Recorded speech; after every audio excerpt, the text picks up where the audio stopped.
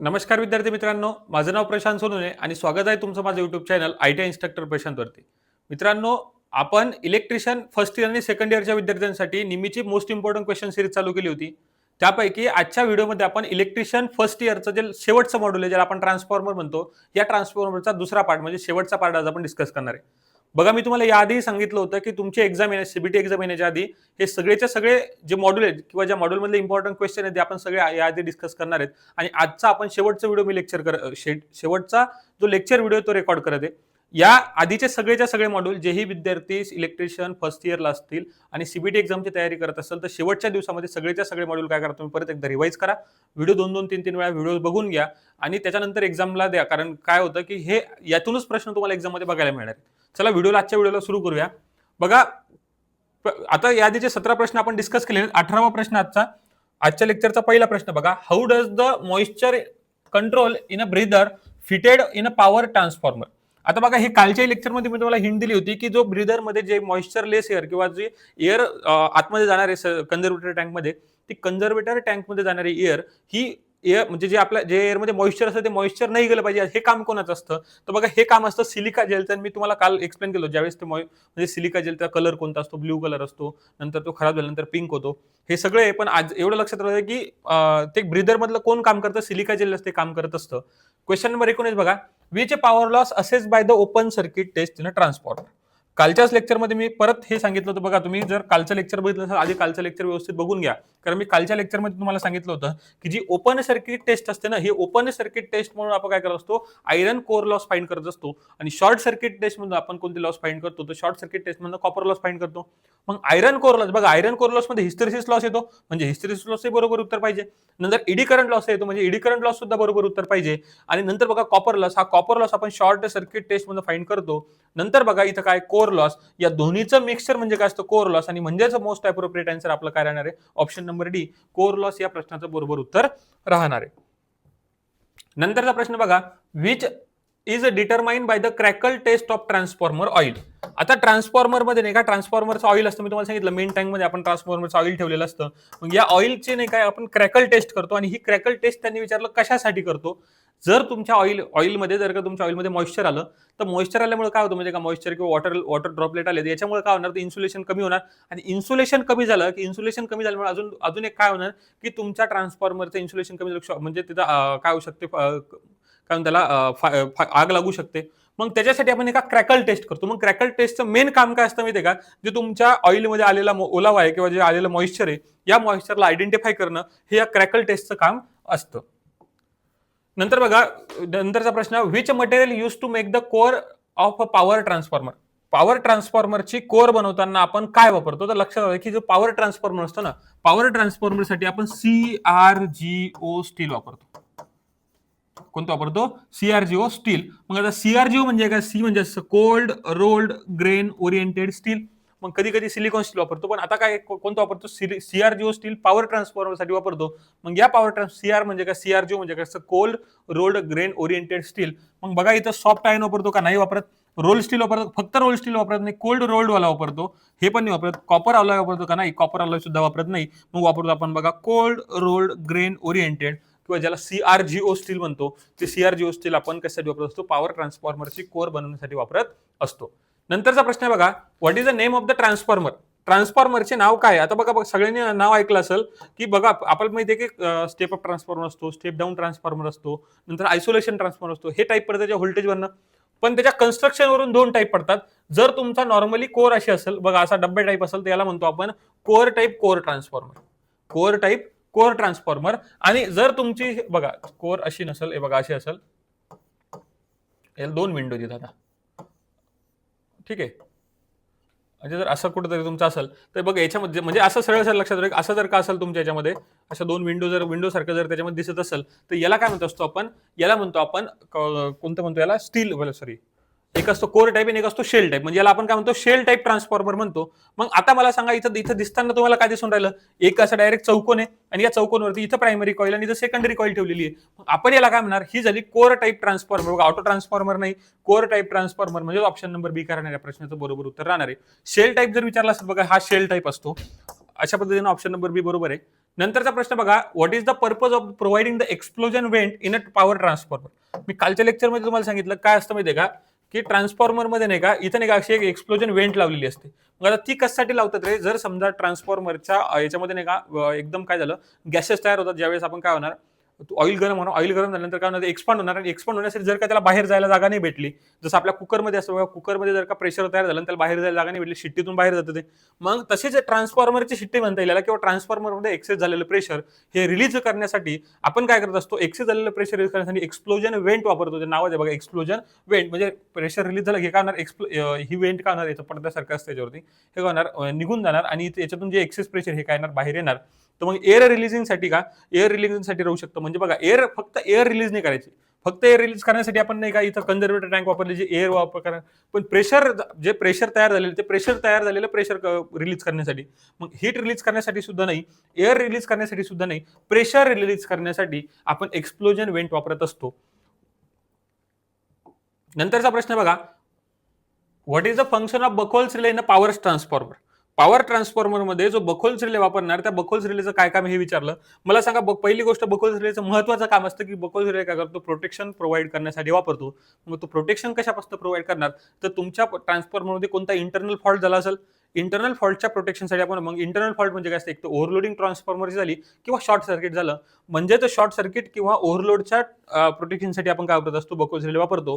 बघा, हाय टेम्परेचरच्या प्रोटेक्शनसाठी नाही, मॉइश्चरसाठी पण नाही, प्रिव्हेंट मॉइश्चर इन ऑइल, त्याच्यासाठी आपण ब्रीदर वापरणार. Prevent the pressure loading in a tank, काय तर प्रोटेक्शन फ्रॉम द प्रेशर, तर मी सांगितलं एक्सप्लोजन वेंट वापरणार, हे सुद्धा नाही. Protection from the both overloading and short circuit condition, म्हणजे ते शॉर्ट सर्किट किंवा ओव्हरलोडच्या कंडिशन पासून प्रोटेक्ट करण्यासाठी आपण काय वापरत असतो, बकोल्स रिले वापरत असतो.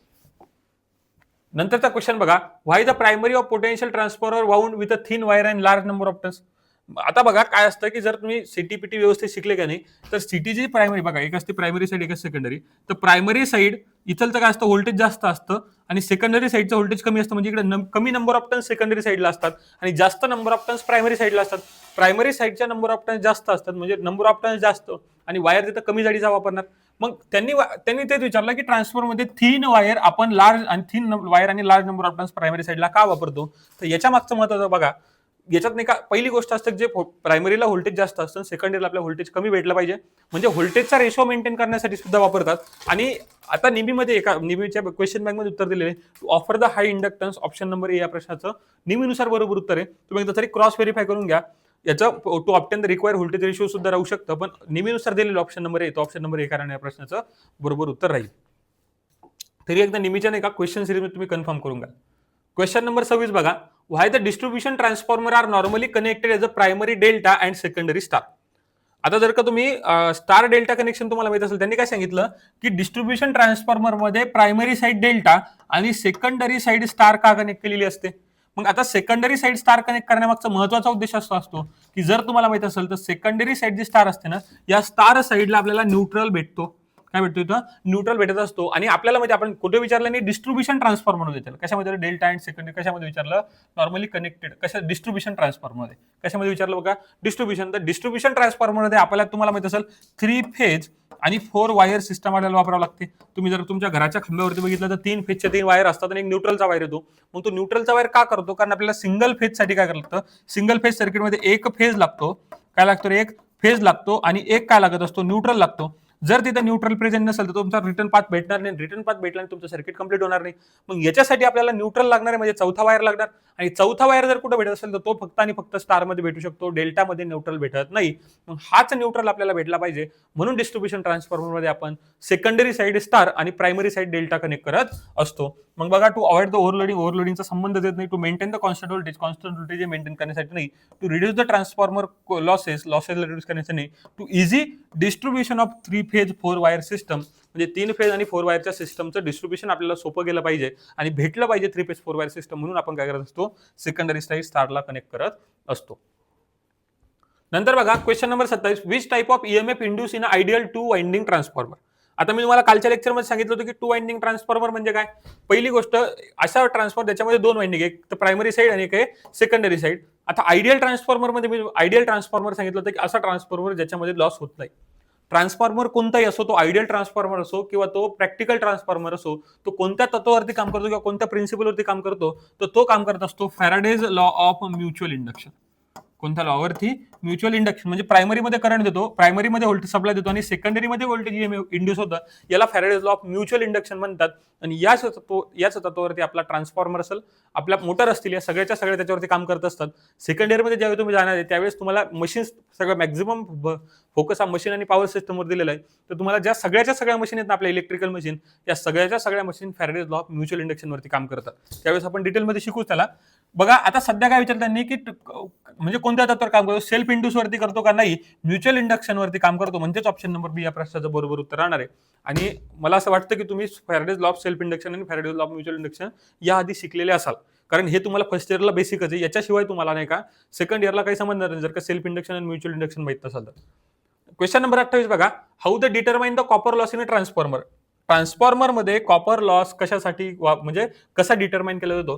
लॉस कोणता आहे? Copper loss. मी तुम्हाला एकच सांगितलं होतं की कॉपर लॉस असेल तर शॉर्ट सर्किट टेस्ट, आणि जर तुमचा कोणता असेल आयरन कोर लॉस असेल तर आयरन कोर लॉस साठी आपण ओपन सर्किट टेस्ट वापरतो. कॉपर लॉस विचारला, कॉपर लॉस मध्ये डायरेक्ट उत्तर घ्यायचं short circuit test, option number C. आणि हा प्रश्न मी ऑलरेडी 3-4 वेळा एक्सप्लेन केलेला आहे आणि सोबत कालच्याही लेक्चरमध्ये चांगल्या पद्धतीने एक्सप्लेन केला, म्हणून आता त्याच्यावरती वेळ वाया घालत नाहीये. नंतरचा क्वेश्चन बघा, why ferrite core use in a radio receiver. आता फेराइट कोर रेडिओ रिसिव्हर मध्ये का वापरतात? काल आपण बघितलं होतं की फेराइट कोर कशासाठी वापरतात. कालचा प्रश्न होता की हाय फ्रिक्वेन्सी ऍप्लिकेशनसाठी, ज्या ठिकाणी फ्रिक्वेन्सी आपल्याला जास्त लागते त्या ठिकाणी आपण कोणती कोर वापरतो, तर ती वापरतो आपण फेराइट कोर. कोणती वापरतो? Ferrite core. कशासाठी वापरतो आपण? हाय फ्रिक्वेन्सीसाठी. मी तुम्हाला कालही सांगितलं होतं, जे इलेक्ट्रॉनिक सर्किट असतं, इलेक्ट्रॉनिक सर्किटमध्ये आपण हाय फ्रिक्वेन्सी ऍप्लिकेशन असतात, याच्यासाठी आपण फेराइट कोर वापरणार. आणि फेराइट कोर वापरण्यामागचं नॉर्मल कोर का वापरत नाही, कारण नॉर्मल कोरवरती लॉसेस कोणते येतात, जे कॉन्स्टंट लॉस असतात, eddy current loss, hysteresis loss, ते जास्त राहतात. मग याच लॉसला कमी करण्यासाठी आपण फेराइट कोर वापरतो. आणि फेराइट कोर वापरण्यामागचा मुख्य उद्देश असा असतो की जे तुमचे कॉन्स्टंट लॉस जे तुमच्या सर्किटमध्ये होणार आहे, to reduce the constant losses, जेही तुमच्या सर्किटमध्ये कॉन्स्टंट लॉस होणार आहे त्या कॉन्स्टंट लॉसला कमी करण्यासाठी आपण फेराइट कोर वापरत असतो. क्वेश्चन नंबर 30 बघा, what is the advantage of stepped core arrangement. आता हा एक क्वेश्चन नाही का, मी जवळपास सगळ्याच क्वेश्चन कालच्या लेक्चरमध्ये एक्सप्लेन केला होता की स्टेप कोर म्हणजे काय झालं, नॉर्मल कोर. जर का तुम्ही याच ट्रान्सफॉर्मरच्या हे जे कॉर्नर आहेत ना, या कॉर्नरला कट करून तुम्ही काय केलं, असे स्टेप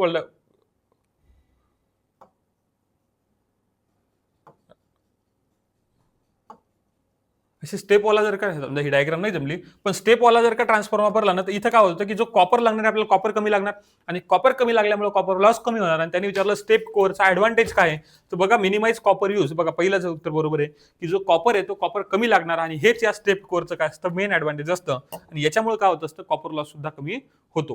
क्वेश्चन नंबर 31 बघा, which material use to breather to prevent the moisture in a transformer oil. Transformer ऑइलमध्ये जेही मॉइश्चर असतं त्या मॉइश्चर आतमध्ये जाऊ नये म्हणून काय होतं, ब्रीदर मध्ये आपण काय यूज करतो. मगाशी सांगितलं की ब्रीदर मध्ये एक सिलिका जेल नावाचा काय असतं, कंपाऊंड असतो. तो सिलिका जेल काय करतो, जेही मॉइश्चर आतमध्ये जाणार आहे त्या मॉइश्चरला आतमध्ये जाऊ देत नाही. तर मग ब्रीदर मध्ये काय प्रिव्हेंट करतो, बघा ऑप्शन नंबर आहे बघा, सिलिका जेल. या प्रश्नाचं कारण आहे बरोबर उत्तर राहील. नंतरचा प्रश्न बघा, क्वेश्चन नंबर 32 काय म्हणतो, what is the disadvantage of auto transformer. आता ऑटो ट्रान्सफॉर्मर म्हणजे काय बघा, नॉर्मली नाही का सगळेच ट्रान्सफॉर्मर असतात ना, सगळं ही कोर आहे समजा, या कोरच्या साईडला प्रायमरी आणि इकडच्या साईडला सेकंडरी असते. म्हणजे प्रायमरी आणि सेकंडरी कॉइलला एकमेकांना कनेक्ट नसते. जो ऑटो ट्रान्सफॉर्मर असतो ना, ऑटो ट्रान्सफॉर्मर मध्ये काय असतं माहितीये का, ती जी तुमची एकच कॉइल असते, या कॉइलला आता ही झाली कॉइलची प्रायमरी साईड, आणि इकडंच काय केली, याला टॅपिंग केली तर ही झाली याची सेकंडरी साईड. काय, एकच कॉइल झाली, ही झाली प्रायमरी साईड आणि ही झाली सेकंडरी साईड. म्हणून आपण ऑटो ट्रान्सफॉर्मरला सिंगल वाइंडिंग ट्रान्सफॉर्मर सुद्धा म्हणतो. मग याच्यामध्ये फक्त एकच वाइंडिंग असते. मग एक वाइंडिंग असल्यामुळे होतं काय, याच्यामध्ये लॉसेस कमी असतात. लॉसेस काय असतात, कमी असतात. याच ट्रान्सफॉर्मरला तुम्ही स्टेप अप किंवा स्टेप डाऊन ट्रान्सफॉर्मर म्हणून याला वापरू शकता. पण यांनी काय विचारलं की याचा काय तोटा विचारला, फायदे विचारले आपल्याला, याचा तोटा काय आहे. तर पहिला बघा, यांनी काय सांगितलं, मोर लॉसेस. याच्यात लॉस उलट काय असतो, कमी असतो. कशामध्ये, ऑटो ट्रान्सफॉर्मर लॉस काय असतो, कमी असतो. Heavier in a weight. मला सांगा, वाइंडिंग कमी म्हणजे वाइंडिंगचं वेट पण कमी, म्हणजे हा याच्यापेक्षा तर हलका राहणार टू वाइंडिंग ट्रान्सफॉर्मर पेक्षा. Poor voltage regulation. Voltage regulation काय म्हणतं, पुअर असतं. उलट याचं व्होल्टेज रेग्युलेशन काय असतं, चांगलं असतं. व्होल्टेज रेग्युलेशन म्हणजे नो लोडचं व्होल्टेज मायनस फुल लोडचं व्होल्टेज. आता हे तुम्हाला नाही का कालच्या लेक्चरमध्ये मी फॉर्म्युला एक्सप्लेन केलेला आहे, तर तिथं व्यवस्थित बघा. मग व्होल्टेज रेग्युलेशन काय म्हणतात, पुअर असतं. नाही, उलट व्होल्टेज रेग्युलेशन काय असतं, चांगलं असतं. हे सगळेच्या सगळे याचे काय फायदे आहे. कशाचा, ऑटो ट्रान्सफॉर्मर, हे तिन्ही पण. मग आता बघा, can not isolate a secondary winding. आता याचा हा एक नुकसान असं आहे बघा, याच्यात प्रायमरी वाइंडिंग आहे, सेकंडरी वाइंडिंग आहे. प्रायमरी वाइंडिंग आणि सेकंडरी वाइंडिंग एकमेकांना कनेक्ट आहे का नाही कनेक्ट, पण हीच प्रायमरी वाइंडिंग हीच सेकंडरी वाइंडिंग असल्यामुळे प्रायमरी आणि सेकंडरी वाइंडिंग एकमेकांना कनेक्ट आहे, म्हणजे एकमेकांपेक्षा वेगळी नाहीये. आणि हा याचा तोटा असतो की प्रायमरी साईडला जर काही फॉल्ट झाला डायरेक्ट सेकंडरी वाइंडिंग त्याची किंवा तीच वाइंडिंग त्याची काय होणार इम्पॅक्ट होणार. म्हणजे हा एक तोटा असतो की आपण काय करतो, आयसोलेट करू शकत नाही प्रायमरी आणि सेकंडरी वाइंडिंगला, त्याच्यामुळे त्याला सिंगल वाइंडिंग ट्रान्सफॉर्मर म्हणतात. आणि हा काय त्याचा एक तोटा आहे ऑटो ट्रान्सफॉर्मरचा. नंतरचा प्रश्न बघा, which cooling method use in a pole mounted transformer. तुम्ही म्हणाल सर हा कोणता ट्रान्सफॉर्मर आहे.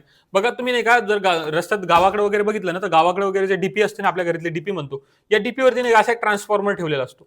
मग या ट्रान्सफॉर्मरसाठी त्यांनी विचारलं कोणती कुलिंग मेथड वापरतात, काय सांगितलं कोणती कुलिंग मेथड वापरतात. जर तुम्हाला थोडंफार जर का तुम्ही इलेक्ट्रिशियनचे विद्यार्थी तुम्हाला जर का थोडीफार काय म्हणतात, जर तुम्ही एखाद्याला विचारलं असेल ना, तर या ट्रान्सफॉर्मरमध्ये ऑइल भरलेलं असतं आणि ऑइल भरलेलं असतं सोबत सोबत नाही का अशा असे पंख किंवा काय म्हणतात अशा असे रेडिएटर किंवा विंग्स याच्या बाहेर काढलेले असतात. मग आता लक्षात होतं त्याच्यामध्ये ऑइल आहे, याचा अर्थ ऑइल टाकलं आपण त्याच्यामध्ये आणि जी कुलिंग होऊन राहिली, मला सांगा त्याला एखादा फॅन बिन लावलेला असतो बाहेरून नाही लावलेला, म्हणजे जी ही नॅचरल हवा जायला लागेल त्याच्यावरच तो थंड होतो.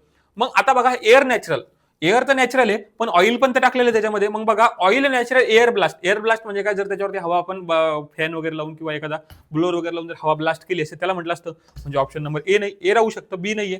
ऑइल फोर्स एअर फोर्स, मला सांगा ऑइल फोर्स आहे का, त्याच्यामध्ये ऑइल कुठे सर्क्युलेट होतं का नाही होत आणि एअर पण कुठे बाहेरून देत नाहीये, म्हणजे ऑप्शन नंबर सी पण कटला. आता उरले दोन ऑप्शन की oil natural air natural. Oil पण नॅचरल आहे आणि एअर पण नॅचरल आहे किंवा एअर नॅचरल फक्त, याच्यामध्ये ऑइल टाकलेलं असतं म्हणजे ऑइल नॅचरल आणि air natural. Option number D या प्रश्नाचं बरोबर उत्तर आहे. जर याच्यामध्ये ऑइल नसतं टाकलेलं, हा फक्त एअर नॅचरल राहिला असता. आणि एअर नॅचरलला बघा आपण कालच्या लेक्चरमध्ये बहुतेक ते एअर कोर ट्रान्सफॉर्मर बघितला, त्याच एअर कोर ट्रान्सफॉर्मरला एअर नॅचरल कुलिंग असते. पण आता याच्यामध्ये आपल्याला ऑइल पण टाकलेलं असतो म्हणून आपण ऑइल नॅचरल आणि एअर नॅचरल म्हणून, म्हणजे ऑप्शन नंबर डी या प्रश्नाचं बरोबर उत्तर राहणार आहे. नंतर बघा, what is the composition of steel and silicon in a transformer. आता बघा मी तुम्हाला बोलता बोलता मग असे सांगितलं की आपण काय करतो, सिलिकॉन स्टीलची कोअर बनवतो. मग या सिलिकॉन स्टीलमध्ये कंपोजिशन किती असतं, म्हणजे सिलिकॉन किती असतं, स्टील किती असतं. आता स्टीलमध्ये सिलिकॉन काय ऍड करतो आपण, याच्या मागे एक सेपरेट आपल्याला एका लेक्चरमध्ये सांगेल मी तुम्हाला. तर आता याच्यामध्ये लागतं स्टील जे असतं ना, स्टील असतं 93%, स्टील किती असतं 93, आणि सिलिकॉन किती असतं, हे असतं 7%. असं 100% कंपोजिशन आपण बनवतो. आणि याच कंपोजिशनला बनवून बघा स्टील किती आहे, steel 93, steel 93, option number C बघा, स्टील 93% आणि तुमचा जो सिलिकॉन असतो सिलिकॉन 7%, असं मिळून 100% कोअरचं आपण मटेरियल बनवलं. हे कोअर मटेरियल आपण सिलिकॉन स्टील म्हणतो. याच्यामध्ये स्टील किती असतं तर 93% असतं, सिलिकॉन किती असतं तर 7% असतं. अशा पद्धतीने आपण तुम्ही काय करतो, सिलिकॉन स्टीलचा ट्रान्सफॉर्मर आपण बनवत असतो. नंतर बघा, what is the purpose of the tap changing in a power transformer. Power transformer मध्ये टॅप चेंजिंगचं काय काम विचारलं. बघा त्यांनी काल विचारलं होतं की आपण टॅप चेंजर मध्ये लोड का ऑफ करतो. मी तुम्हाला एकही सांगितलं होतं की हा नाही का वाइंडिंग आहे आणि या वाइंडिंगच्या प्रायमरी किंवा सेकंडरी साईडवरती बघा अशा नंबर ऑफ नाही का टॅपिंग केलेले असतात. काय केलेलं आहे, टॅपिंग केलेलं आहे. मग आपण या टॅपिंग समजा इथं 1 2 3 आणि 4 या टॅपिंग का करतो. आता बघा आपल्याला समजा काय की सेकंडरी जी डिस्ट्रीब्युशन साईड आहे त्या साईडला आपल्याला कमी लोड आहे. मग कमी लोड आहे म्हणजे आपण काय करणार, याला 2 वरती टॅपिंग वरती ठेवणार. पण लोड वाढला तर मग त्याला परत काय केलं, त्याला 3 वरती ठेवलं. अजून लोड वाढला आपण काय केलं, अजून 4 वरती ठेवलं. म्हणजे आपल्या लोडनुसार आपल्याला टॅपिंग वाढवण्यासाठी आपण OLTC किंवा OFTC आपण वापरत असतो. मग त्यांनी तेच विचारलं की पर्पज ऑफ टॅपिंग काय. मला सांगा, maintain the primary voltage constant. Primary voltage constant ठेवायचं कारण नाही, प्रायमरी व्होल्टेज ऑलरेडी कॉन्स्टंट आहे. सेकंडरी व्होल्टेज चेंज करण्यासाठी change voltage ratio in a distribution, म्हणजे बरोबर बघा जो आपल्याला डिस्ट्रीब्युशन करायचंय या डिस्ट्रीब्युशन मध्ये व्होल्टेजचा रेशिओ बदलण्यासाठी आपण काय करत असतो, जे टॅप चेंजर आहे ते वापरत असतो. बघा, maintain the secondary voltage constant ठेवायचं नाही. लोड ट्रान्सफॉर्मर मॅक्झिमम इफिशियन्सीसाठी आपण iron loss copper loss equal पाहिजे ही कंडिशन बघितली. आपल्याला काय करायचंय, व्होल्टेजचा रेशिओ काय करायचा डिस्ट्रीब्युशन मध्ये चेंज करायचा, म्हणून आपण काय करत असतो, टॅप चेंजर वापरत असतो. अशा पद्धतीने बघा आजच्या लेक्चरमध्ये आपण ट्रान्सफॉर्मर बद्दल जेवढे इम्पॉर्टंट टॉपिक होते सगळेच्या सगळे टॉपिक आपण काय डिस्कस केलेले आहेत आणि सगळे हेच क्वेश्चन तुम्हाला एक्झाम मध्ये बघायला मिळतील. अशा पद्धतीनं इलेक्ट्रिशियन फर्स्ट इयरचे जेवढे मॉड्यूल्स होते ते सगळेच्या सगळे मॉड्यूल्स काय केले मी कंप्लीट केले. मी तुम्हाला आधी प्रॉमिस केलं होतं की सगळे मॉड्यूल एक्झामच्या आधी तुम्हाला कंप्लीट करून देईल आणि हे सगळेच्या सगळे मॉड्यूल आजच्या लेक्चरमध्ये संपले. हे सगळीच्या सगळी प्लेलिस्ट मी याच्या आधीच्या व्हिडिओ तुम्ही बघायचे असतील तर इलेक्ट्रिशियन फर्स्ट इयर नेहमी मोस्ट इम्पॉर्टंट MCQ सिरीजमध्ये प्लेलिस्ट बनवलेली. या प्लेलिस्टमध्ये सगळीच्या सगळे व्हिडिओज ऑलरेडी टाकलेले आहेत, ते जाऊन सगळ्यांनी बघा आणि CBT एक्झाममध्ये चांगला स्कोर करा. कारण सीबीटी एक्झाममध्ये तुम्हाला इथूनच क्वेश्चन बघायला मिळतील. धन्यवाद.